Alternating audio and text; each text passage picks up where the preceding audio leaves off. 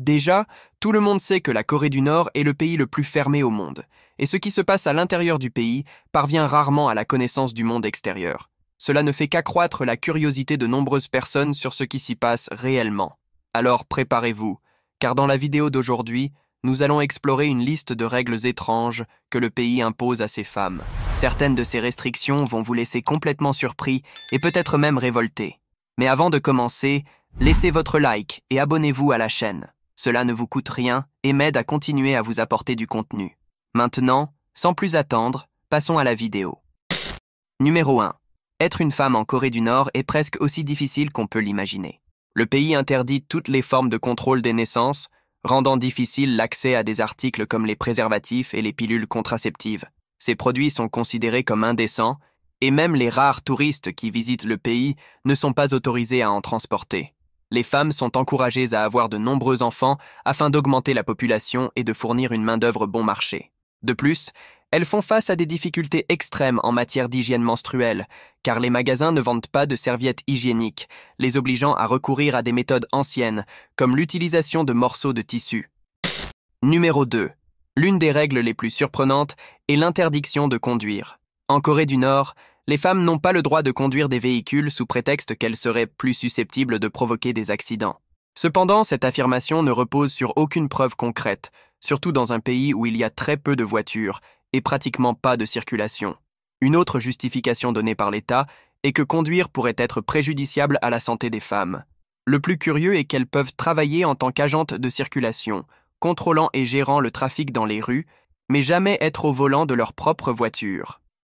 Numéro 3. En plus de ne pas pouvoir conduire, les femmes nord-coréennes sont également interdites par la loi de faire du vélo, du moins dans les zones urbaines. Depuis 1995, les femmes sont officiellement interdites d'utiliser ce moyen de transport. Bien que cette règle ait été temporairement assouplie en 2012, elle a de nouveau été appliquée. Actuellement, cette restriction inhabituelle est justifiée par les autorités comme un moyen de protéger la moralité socialiste. Selon le gouvernement, faire du vélo compromet les valeurs du régime, en particulier pour les femmes. Numéro 4. Les règles en matière d'apparence sont également très strictes. Les femmes nord-coréennes ne peuvent choisir leur coiffure qu'à partir d'une liste de 18 styles approuvés par le gouvernement. Ces coiffures sont généralement simples et reflètent ce que l'État considère comme approprié à la morale traditionnelle. Contrairement à la Corée du Sud voisine, où les femmes peuvent se teindre les cheveux dans différentes nuances, en Corée du Nord, les couleurs de cheveux qui s'éloignent de la norme sont perçues comme une menace pour la conformité aux règles du pays. Les coiffures modernes ou bouclées sont également interdites, et celles qui ne respectent pas ces règles peuvent être publiquement critiquées ou même contraintes de couper leurs cheveux selon les normes de l'État. Numéro 5. En ce qui concerne le mariage, il n'est pas surprenant que les mariés ne soient pas le centre de l'attention lors d'une cérémonie de mariage nord-coréenne.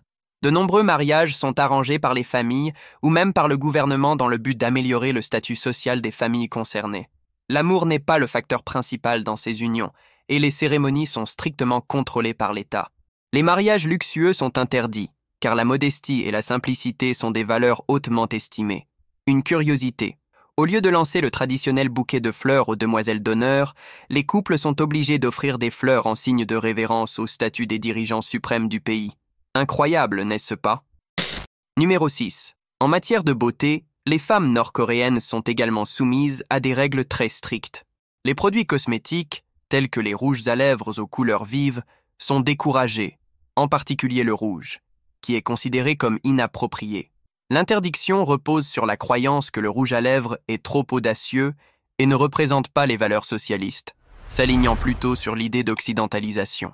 La première dame Ri Sol-ju, épouse de Kim Jong-un, a commencé à remodeler la définition de la beauté nord-coréenne, mais les restrictions sur le maquillage restent en vigueur. Ces interdictions sont profondément enracinées dans l'idéologie patriarcale du pays, malgré la présence de femmes influentes au sein du gouvernement et l'existence de lois censées promouvoir l'égalité des sexes. Numéro 7. Une autre restriction majeure concerne les déplacements. Les femmes doivent obtenir une autorisation spéciale du gouvernement pour voyager à l'intérieur du pays, et voyager en dehors de la Corée du Nord est pratiquement impossible. Ces règles ne se contentent pas de limiter leur liberté. Elles ont également un impact profond sur leurs relations familiales, car elles ne peuvent souvent pas rendre visite à des proches vivant dans d'autres régions. Numéro 8. Une autre curiosité sur la vie en Corée du Nord est l'existence de la police de la mode, une force informelle qui patrouille dans les rues pour s'assurer que tout le monde, en particulier les femmes, respecte les règles vestimentaires strictes. Les femmes sont interdites de porter des pantalons, en particulier dans la capitale Pyongyang, où elles doivent toujours porter des jupes ou des robes afin de paraître suffisamment féminines. Toute déviation, comme le port de pantalons ou de vêtements jugés trop occidentaux, comme des shorts couvrant les genoux, est perçue comme une influence du capitalisme. Si elles sont surprises en train de porter ces vêtements, les sanctions peuvent être sévères. Cette règle s'applique à toutes les femmes, y compris aux visiteuses étrangères, et vise non seulement à contrôler l'apparence des femmes, mais aussi leur expression individuelle. Numéro 9. Les femmes nord-coréennes sont interdites d'interagir avec des étrangers, en particulier avec des touristes ou des diplomates. Cette restriction vise à protéger le régime de toute influence extérieure. Tout contact avec des étrangers sans autorisation peut entraîner de lourdes sanctions, tant pour les femmes que pour leurs familles. Cette règle renforce l'isolement du pays et empêche les femmes d'avoir tout type d'interaction qui pourrait les amener à remettre en question le régime. Numéro 10. S'intéresser à la musique étrangère est considéré comme un crime en Corée du Nord. En 2015, Kim Jong-un a renforcé cette interdiction en ordonnant la suppression de tous les CD contenant des musiques jugées inacceptables par l'État. Cette mesure a été prise pour réprimer toute dissidence et maintenir un contrôle strict sur l'accès de la population aux influences étrangères. Étant donné que les femmes sont considérées comme plus réceptives aux médias et au divertissement, elles sont plus susceptibles d'être sévèrement punies pour avoir enfreint cette loi. La gravité de la sanction dépend de l'origine du contenu étranger. Écouter de la musique américaine, par exemple, peut entraîner la peine de mort, tandis que regarder des films indiens peut conduire à une peine de prison. Cet isolement extrême vise à empêcher les citoyens d'être exposés à des idéologies extérieures, garantissant ainsi que le contrôle de l'État reste inébranlable. Numéro 11. Le port du jean est strictement interdit en Corée du Nord, car il est considéré comme un symbole de l'influence et de l'impérialisme américain. Le leader Kim Jong-un est un fervent opposant à la culture occidentale, ce qui alimente son intolérance envers le jean bleu. Les voyageurs qui enfreignent cette interdiction risquent de graves conséquences. Numéro 12. Un autre point alarmant est la restriction de l'accès à l'éducation. Bien que le gouvernement affirme promouvoir l'égalité dans l'enseignement, les femmes font face à des limitations importantes quant au type d'éducation qu'elles peuvent recevoir. Elles sont encouragées à suivre des carrières traditionnelles, comme l'enseignement ou les soins infirmiers, renforçant ainsi les rôles de genre et limitant leurs possibilités de développement professionnel. De plus, le programme scolaire est fortement influencé par la propagande de l'État, avec un accent majeur sur l'idéologie du régime, ce qui restreint la pensée critique. Numéro 13. Vous êtes-vous déjà imaginé passer toute votre vie dans un seul emploi, à accomplir la même tâche jour après jour? En Corée du Nord, la liberté de choisir une profession n'existe tout simplement pas. Le gouvernement désigne le travail de chaque individu, le transformant en un engagement à vie. Cette assignation fait partie d'une réglementation stricte dans le système collectiviste où l'État évalue la main-d'œuvre nécessaire dans différents secteurs et attribue les personnes en fonction de ses besoins. Dans ce pays, il est impossible pour un Nord-Coréen de choisir la profession de ses rêves. Numéro 14. Une autre règle particulièrement étrange, mais non moins sévère, concerne la participation aux rassemblements et événements de l'État. Les femmes, tout comme les hommes, sont obligés d'assister à ces événements afin de montrer leur loyauté envers le régime.